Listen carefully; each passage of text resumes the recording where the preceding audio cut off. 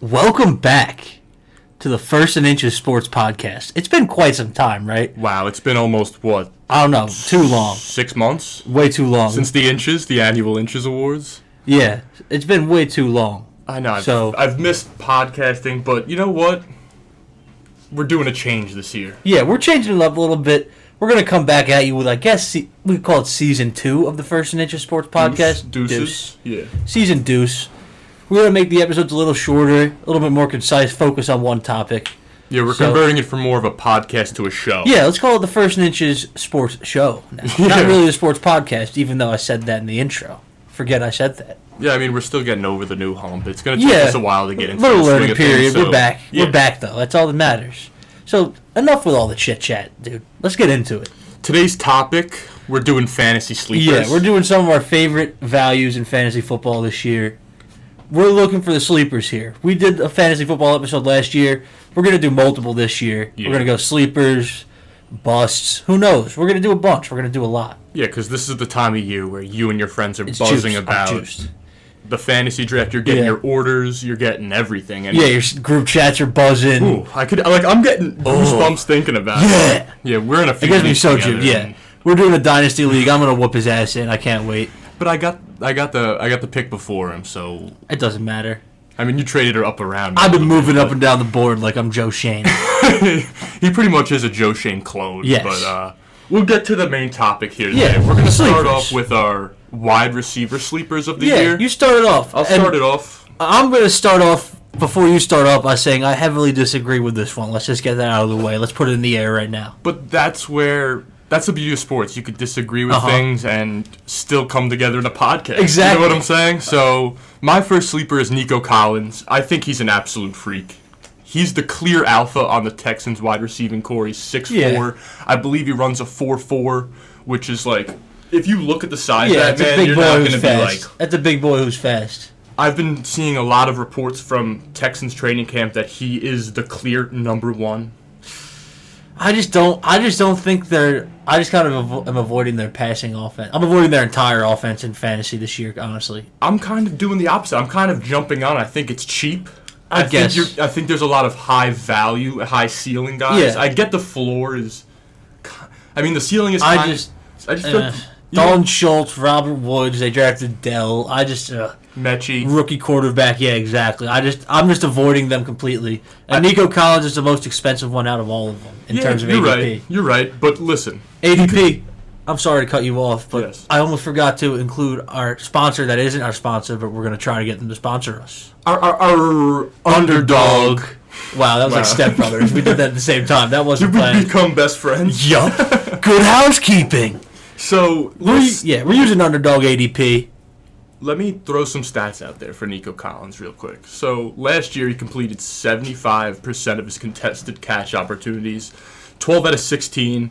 He's a monster. He's going to go up and get the ball, which, like, rookie quarterbacks kind of need the help from that receiver. Yeah. You know what I'm saying? Sometimes just chuck a ball and say, please catch it. Exactly. Mm-hmm. His 72 PFF grade ranked 35th among receivers That's not last that year, bad. which if you would have thought, you wouldn't have thought. I wouldn't have thought that high. I guess that's technically, if you're thinking wide receiver one on each team, right? So But that's also bullshit, too. Cause, I know. PFF is very... subjective. and controversial. But I'm Subjective. just throwing it out there. And he was one of, in fact, 9 receivers to not drop a pass last year. I didn't know that. That's pretty. So he's got hands good. like glue. I like that. I like the upside on him. I mean, the thing is, the stats last year were only kind of swayed because he was injured. Yeah, that's true. He has an upgrading quarterback, Definitely. an upgrade in the offense. I like the upside here. I'm gonna take a bite of a lot of Nico Collins. You're gonna dig into some Nico Yeah, Collins for in dinner. fantasy. Yeah, lunch, So- breakfast, lunch, and dinner. Nico Collins. You could grab him for ADP at 115 on Underdog. on Underdog. What's your exposure on Nico Collins on Underdog? I know you're drafting a lot of Nico Collins. Please sponsor us. I have a problem. I want to say 21%.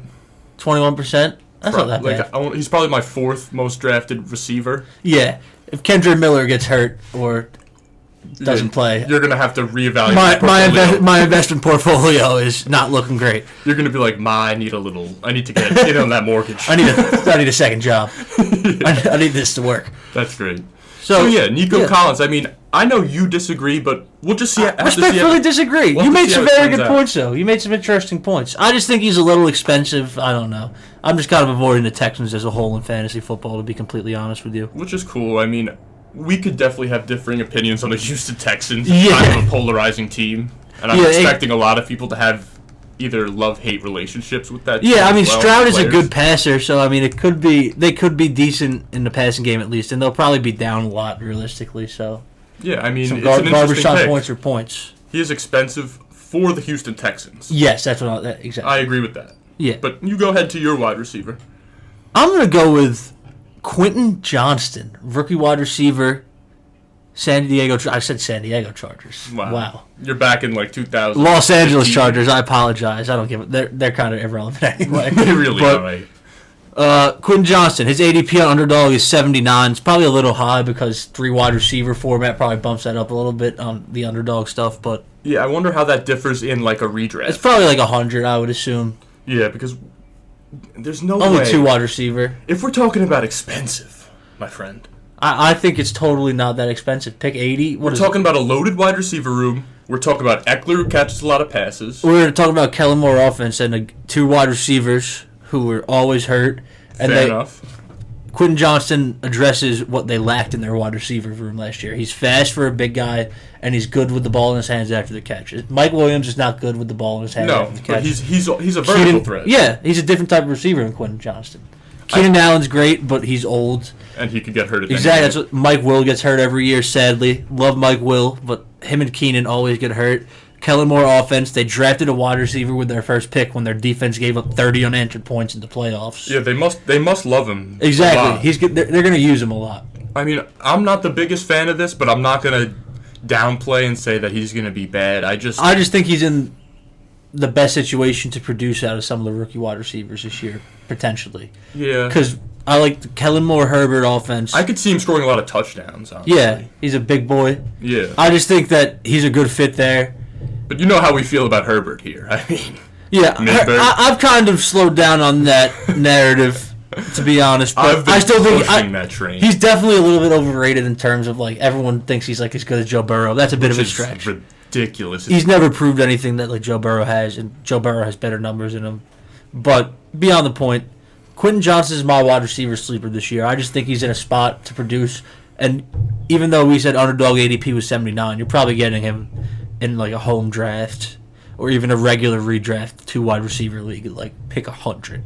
Which is pretty decent. He has Maybe upside like to round be 9, their wide 10. receiver 1, dude. Yeah, exactly. If Keenan or Mike will go down, he's playing so many snaps.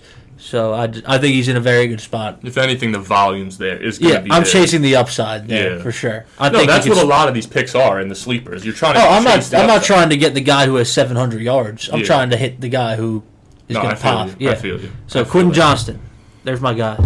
I like that a lot, actually. I mean, I was kind of feeling the Kevin White narrative towards him for a while. I kind of switched too, honestly, because I like the spot, and then like you watch him play again, you're like, you know what, he's a freak. He'll figure it out. And he produced his entire career at TCU. He wasn't like a one-year wonder like a guy like Josh Donaldson kind of was. Dude, he was like one of the higher prospects of that core of the receiving class last year. Yeah, well, he Until, went second off the board. Yeah, It went JSN then him back to back. He was the second but one he taken. could have been one for a while. You know what I'm saying? He was being hyped up as a one for a while. Yeah. But all the receivers kind of fell in the draft for some reason.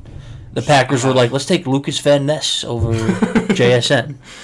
Because we have Christian Watson and Romeo Dobbs. They took Jaden Reed, though, who I think is kind of a deep sleeper this year. And they got Musgrave. Yeah, they added a lot of pieces. They're going to be an interesting team to watch. They could either Did be... you see that stat I sent you today? It was Luke Musgrave recorded the fastest time that Packers. Yeah, I saw that. That's probably complete bullshit. But that's pretty. That's pretty wild. That would be cool. Yeah. So Running back sleepers. yeah, running backs. We got a little bit of a tangent there. We said we are going to keep this tight. We were talking about Luke Musgrave's speed and pads. We're Listen. sorry, guys. Listen, It happens. things get off the rails here. If you didn't. Yeah, if you've never listened. My sleeper running back is Antonio Gibson. I'm gonna get probably burned for the 3rd year in a row, but I'm riding the train. Yeah, chugga, baby. There's no one more There's no one more I love in August than Antonio Gibson. It's absurd. Every year he always gets pre-draft hype. They're like, Eric Bieniemy, the pass-catching offense. I just have a feeling this year, dude. I have a feeling. 4-point PPR, I can get behind it. Half point, I don't know. We're just talking full-on general fantasy. His ADP, you could grab him at 99 on Underdog. Mm-hmm. The dog. Probably, I want to say, similarly in That's about redraft. round 8, 9. Yeah. Probably around the same range in redraft, I'd assume. So, I'll throw some stats at you about Antonio Gibson. Hit me with a number. You know I love the numbers, dude. Yeah, I know. So, running backs with the most yards per reception last year with minimum 50 targets. Number 1, I believe, was Tony Pollard with 9.1. That's pretty crazy. And then you get Antonio Gibson at 6 with 7.7, which is still really great for a running back. It's fantastic.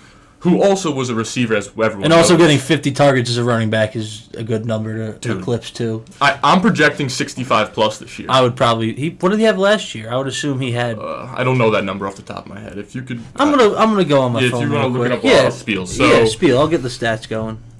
So he got minimum 50 targets last year, and I think he's going to get a lot more this year. I would with the assume. McKissick role being, like, the void being gone with McKissick leaving.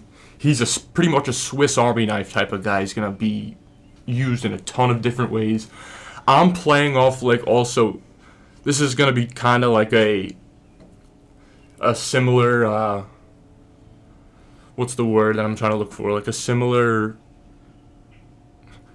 never mind. But like it's gonna be like it's kind of like Nico Collins. He was injured last year, and like it was a weird year for him. It's a bounce back, and I think it's a bounce back for Antonio Gibson this year. So like last year when he played 11 healthy games, and he averaged 12.8 points. That's per pretty game. good in his healthy games. Yeah. Not bad. So and that's with McKissick being there. Yeah. So now he's getting a lot more. Yeah. I just looked at the numbers. Yeah. He had 58 targets last year, 52 the year before. Had like 40 plus catches each year.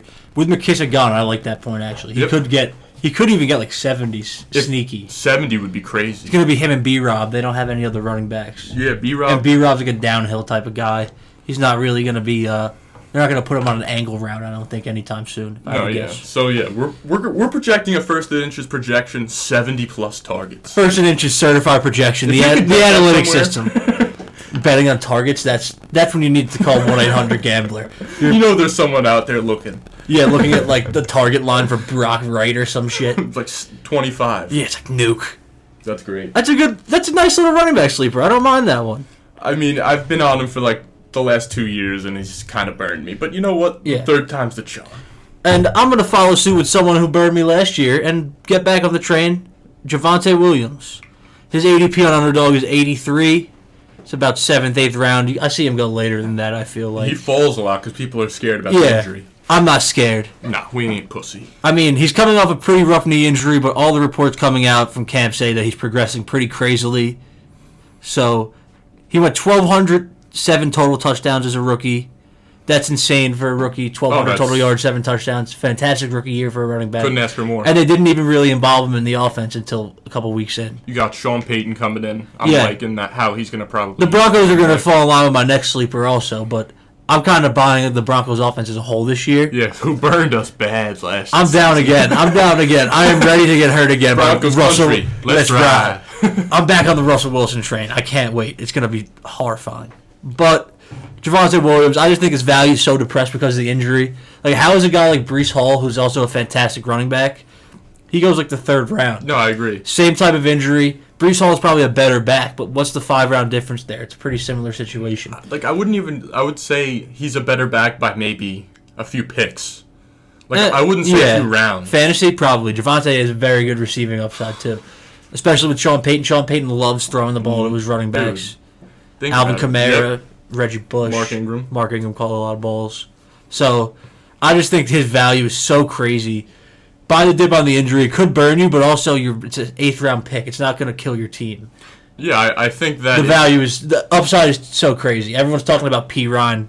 He'll get touches, but I think Javonte will take over the backfield by like week 5. He has bell cow potential for sure. Yes, big time. Which is like all you kind of want in those. If you can get you're not finding running backs in the 8th, 9th round usually. So. No, maybe 1 or 2, and Javante's one of them. I agree. So that's my sleeper running back this year. He burned me last year. I took him second round in my Dynasty League. Not great. But you know what? You live and you learn. I think he's going to come back and help you out this year if he's still on your team. I traded him as soon as he got hurt, and I won the chip because I'm like that. All right. So, moving on tight to ends. Tight ends. I'm going with Chiggy. Yeah, Chigoziem Okonkwo. Where am I? Yeah, it's up a little bit more. You have our next segment. Oh, piece yes, yes. Yeah. Chigoziem Okonkwo. Chiggy, chiggy, chiggy, can't you see? Sometimes your tight end just hypnotize me. Yeah. Yard per reception, fancy ways. Yeah. So, Chiggy, I think he's going to have a big year for the Titans. I think at the end of the season last year, he was we were seeing his breakout the last 8 games. I think he was tight end 8. And he did have a very good stretch at the end of last season. So I think we're going to see more of that breakout throughout this season. I think people are thinking that with the addition of Hopkins that it helps those guys, if anything. It helps them. Opens up the field. I think so much, especially for him, dude. He led all tight ends last year in yards per reception with 14.1 yards. That's pretty crazy. That's crazy yard per reception for a tight end. And that was minimum 30 receptions, I believe. Okay. I was looking through the stats, and there was people with probably 10 catches for 200 yards. Yeah. And it someone had a 70-yard catch and then caught 7 balls the rest of the season. Yeah. And he recorded an absurd 7.8 yards after the catch. Per catch? Yeah. That's pretty nutty. Which is kind of superhuman. That's insane. I don't know. He's just a beast. He has 4.5 speed. He is a freak athlete for a tight end and has very good yak ability. He's pretty much AJ Brown as a tight end. That's a bit absurd, but I like where you're coming from. But you know what I'm saying? He's bigger than AJ Brown, but he's almost just as fast. Maybe they put him in the slot a little bit. Maybe they get creative. I could see that. I mean, but the no, Titans they're going to be probably not. They're going to give the ball to Derrick Henry 30 times. But I could see him catching hopefully 9 touchdowns. That's sick. You know what I'm saying? I think he's going to go crazy. I would say closer to 6, but I'm projecting him tight end 6 or 7. I think he's throughout the whole year. I know he was 8 last year. I think he moves up a spot or 2. Jumps. I like it. That's a bold prediction. And he had a 70% catch rate last year, which was great. Yeah. ADP, you can get him on Underdog at 130, so it's pretty late. Round 11, 12? Yeah, round 11. Yeah. It's probably the 12th, 13th tight end off the board. So if you're going no tight end, and if you're missing out on Mark Andrews, Kelsey, I wouldn't touch Hawkinson with a 50-foot pole. I think he's very overvalued also, I agree. Goddard as well. I agree. Pitts is a good upsides there. I would take Pitts. But then after that, you get, I love the tight ends like Waller and Njoku. Yeah, Njoku. Yeah. And Everett. This tight end. Yeah. Which I love. My tight end sleeper, Greg Dulcich. Broncos. I said I'm going to continue with the Broncos Beautiful theme. hair on that man. Third leg Greg. That dude's got a mane on him, dude. I wish I had locks that you fucking think he used mane and tail on his head? Probably. You think he's using Rogaine? No. That shit's all natural. That's beauty, dude. You've ever seen his father? He's got fucking dreadlocks down to his ass. His father's a horse. Yeah. That dude has all natural shit. But back to the stats and talking about Greg Dulcich's father being a horse. This is the only stat I'm going to drop for Greg Dulcich. And Clydesdale. The Clydesdale Greg Dulcich. There were 4 rookie tight ends that put up 10 points per game on a 9 average depth of target. So he's seeing looks down the field. Which is great for Which is exactly what you want to see. Yes. You want those explosive plays. You want big chunks. Exactly. Touchdowns. Evan Ingram, Kyle Pitts, Rob Gronkowski, and Greg Dulcich.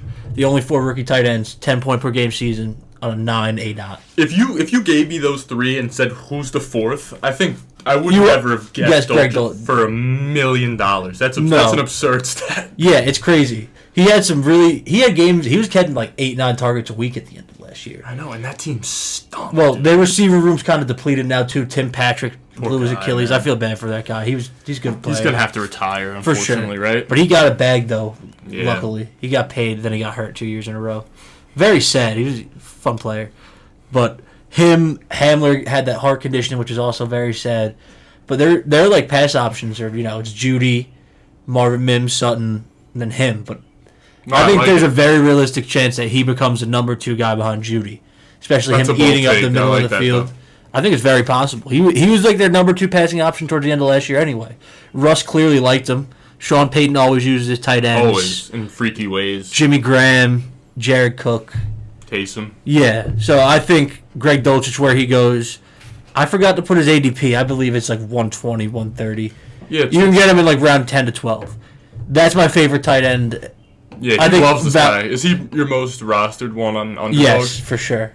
Probably like 25, 26. Yeah, I have a bunch of him as well. Yeah. He's just cheap. You can get him for free, and the upside is crazy. Rookie tight ends, part of those peripherals, you don't see that often. And he's in a good spot to produce, for sure.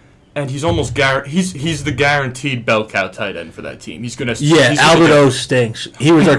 I'm going back years Broncos tight end sleepers. But at least Dulcich has some sort of backing. You know, Albert O was more of I have a feeling. Yeah, he's like, this dude's fast and big. Maybe he's good.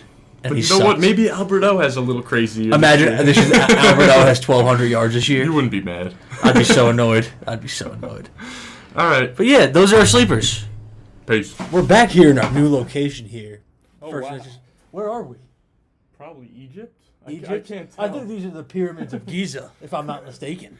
Yeah. I was here with Travis Scott last week. Were you? I think I was. Were you doing? Me and him. I was listening to Utopia. We did some K2. Oh my god! You were doing Spice with LaFlayin. Holy shit! It was sick, dude. You probably got some crazy insights about the rookies next year. He gave me some sick inside information. Insider info? Inside info. First and Inches rookie watch. From Travis himself. From LaFlame. We're each going to pick one rookie that we think could make an impact in fantasy football this year. Yeah. Whether that be early in the round or late in the round, it doesn't matter. We're just picking a rookie. We're not going to say B. John Robinson because that's an obvious one. Because we're not weenies. Or Jameer Gibbs. Yeah, we're going to give you one who's going to pop. We called Tyler Algier last season. Exactly. Yeah, that was a good one. And he only played like 9 games. Had 1,000 yards. Yeah, he was balling. He would have been big for you at the end of last year if you had him on your roster. Especially for best ball. He went crazy week 18. Yeah, he went crazy the end of last year. Beyond the point, rookie watch. Who's your rookie watch? My rookie watch is Josh Downs. I like it. I liked him coming out. I'm surprised he fell that late just because of his size more than anything, I think. The thing is with Josh Downs is he's going to help Anthony Richardson so much, in my opinion. The intermediate area of the field is going to be huge. Like, he was like one of the top 5 receivers last year in zone coverage throws, like against the zone. I think he was top 5 or top 10 in like what was it? Man. In man. And then he was like third best receiving grade in single coverage. What is this from? Reception perception? Yeah. From last year. So he was pretty great. I mean, he fell a lot, so the name isn't going to ring as many bells as, say, like JSN or like I'm surprised he fell to where he did. I thought he was going to go like round 2, honestly. Exactly. He's a very good player. And I was looking into Anthony Richardson's passing rap, and it seems that he's the most accurate when he's throwing to the slot.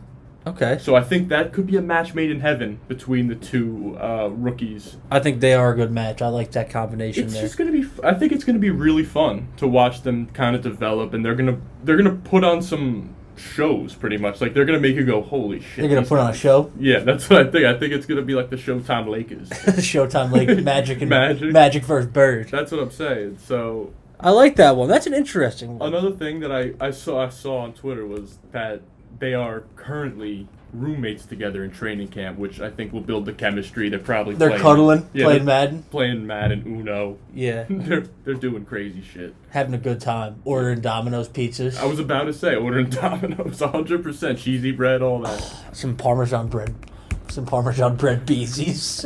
And then he's gonna go catch 2 touchdowns. Who's yours? Who's your rookie spotlight? Kendre Miller, running back New Orleans Saints. You must be a little upset about the Kamara. You know what? Today. 3 games, I really don't mind. I have incredibly have too much exposure to Kendre Miller on Underdog. I'm not going to discuss it. Publicly. I plead the 5th. Your lawyer and your accountant. Yeah, you can speak to my lawyer about my Kendre Miller Underdog exposure. But I think he's in a spot to thrive. They drafted him in the 3rd round clearly for a reason. Yeah, I agree. Kamara didn't look that great last year. He's missing the first 3 games this year. The only other back they have is Jamal Williams, who's a great player, but he's not like a 3-down back. No. He's a goal line guy, pass block, and catch a little bit. he's not really going to be your every down back. Kendra Miller's a big boy. He's explosive. He didn't test in the combine because he was hurt. I think that's kind of why he slid a little bit. But if you watch him play, he reminds me a lot of Javonte Williams, actually. Like, he's a big boy, runs downhill. Runs hard. Yeah, very hard. He runs violently. He's fast. And I just think he's in a spot to thrive there. Like, him and Jamal Williams are going to be splitting touches the first 3 weeks. And he's going to have a chance to show that even with Kamara back, he's going to get touches. Yeah, who's to say when Kamara comes back, he's even good again? Like, he was so shit last year, fantasy-wise. Like, the reception saved him, but still, he wasn't efficient at all last year. They drafted a running back clearly because they have a little concern about Kamara's health. For sure. So, Kendra Miller's my rookie watch this year. I think he's in a spot. You're getting him so late. Underdog, I know he's like 150 ADP. It's like round 13. Yeah, and I forgot, Josh Downs, you can get him for free. Yeah, he goes last round. ADP, I think we saw 213. 213. Nothing. You can get him in the last round. So that's easily worth it. Both of these, in my opinion. Kendra Miller, he's in a spot to get volume, I think, and I don't think they drafted him on accident. And watching him at TCU last year, he's a very good running back. I think he's going to thrive. You know a lot more about him than me, so I'm just going to take your advice on this one and just try to get him in as many teams I can this year. Yes, I think that's a smart move. Yeah. He might be a little bit of but not even. He's going to be playing the first 3 weeks now, I would think. And if he impresses those first 3 weeks, who's to say he doesn't at least split the backfield? He's going to get touches. Yeah, exactly. The Saints always split touches too. So always. They've always kept Ingram happy while Kamara was there. So exactly. Well, Pyramids of Giza were fun. Yeah. We're going to go to our next location for our certified First and Inches official sleeper. Where do you think we're going? I don't know. Let's find out. Welcome back. We're here for the First and Inches certified sleeper segment here at the historic Gettysburg Battlefield. Holy shit. Oh my god. There are shell casings everywhere. I feel like General Custer right now. I'm covered in battle wounds right now. I've spent the last 16 days in the trenches with my brother. My hygiene is in the shitter. Yeah. I've been pooping into a bucket for the past 3 weeks. And eating nothing but grits and gunpowder.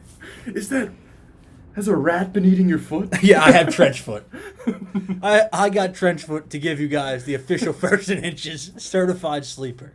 Yeah. So this is our brains coming together to... This is the best pick in all of fantasy football. Yeah. I think, in my eyes, undisputed. It's not even biased. It's definitely a little bit biased. It's not biased at all. We're an unbiased sports show. There's a bit of bias, but I also think there's a lot of truth to this as being one of the best values in fantasy football. I think you could talk to an Eagles fan, and you could get them to agree to this. Probably not. Yes. Certain ones. I think you could. Being surrounded by Eagles fans... Some of them, yes. A lot of them will say, yo, Daniel Jones is ass. Go Birds. I'm going to go to Wawa and get a hoagie. Yo, Daniel Jones is so trash. That's funny. That's a pretty good Philly accent, That actually right? really is. That was good. I nailed that one. Beyond the point. I guess I gave away the sleeper by doing my Philly accent. Daniel motherfucking Jones. I think this is an easy one. High five, yo. That headphone trigger. Yeah, sorry about that, guys. But, I mean, he was a QB9 last year in a year where no one expected him to do anything. Had no weapons. No weapons. We were throwing Marcus Johnson and David Sills out there. David Sills was literally one of his only 3 interceptions, right? He threw 5 picks last year. Yeah. Everyone brings up the 17 touchdowns. Understandable. He also rushed for 7. He ran for about, I think, 750, almost 800 yards last year. Which we called, by the way, on the last. That was a First and Inches official bet that Daniel Jones rushing smashed. Over. It smashed in like week 8. Yeah, it was not even a. It wasn't even a bet. It was the freest money you could have ever made. Alternate. But that's beyond the point. The rushing upside is very much there. The offense is completely opened up this year. You have Darren Waller, Jalen Hyatt on the outside. I think will get significant playing time. That just opens up everything for the Giants' offense. They didn't have that type of speed on the field last year. They didn't have a guy like Darren Waller on the field last year who can take a safety up the middle, 50-yard seam route. I think every part, like you're saying, every part of his game is going to be heightened this year just because every single piece around him was upgraded. Year 2 in the system. Oh, my God. Evan Neal, we need him to take a step. But everything should be, in theory, is a lot better. The receiver room we don't have like a stud alpha, but we have a lot of depth. It's deep. Yeah, that makes sense. We were playing David Sills last year. We should have a bunch of NFL level receivers. I like the Cole Beasley pickup, in my opinion. He's going to be like a coach in training camp. Watch him literally start. week 1. That would be hilarious. I could see it actually happening. I'm not even joking. Cole Beasley anytime touchdown. Yeah. That would be great. But I'm just saying, Daniel Jones, he goes like as a QB 14 or 15. Yep. He was a QB 9 last year. And with his rushing potential, I mean, it makes no sense that he's a 15th QB off the board. There's still questions about his passing game, sure. But I think that's going to get helped out a lot this And year. people also forget his rookie season under Shermer. He threw for like almost 4,000 yards. He threw 25 touchdowns. There is a passing upside there. Like, people just forget about it. Because the offense last year was very limited with... And he's smart. Yeah. He doesn't throw many picks anymore. His turnovers. He doesn't fumble the ball. It's great. Like he used and to. now that Saquon's 100% coming back, it's just going to be so complimentary. Yes. Year 2 in this system, man, is so huge. Kept all the coaches. He's just in such a spot to thrive, I feel like. It's all on him. He got paid. Shut everyone up, Dan. No one gives him any credit. Everyone shits on him still. It's great. Love it. We won a playoff game last year. This is a call to action. This is a call to action, Mr. Jones. Pick the goddamn golden apple off the tree. Take a fucking bite out of it. It's That $160 million apple. It's right in front of you. 160. The division is there for you to take. Yes. There hasn't been a repeat winner since 2011, since your New York Giants did it. Yes. We're doing it this year. Let's fucking go. Let's go. We're so hyped. Let's go. Daniel Jones, truly.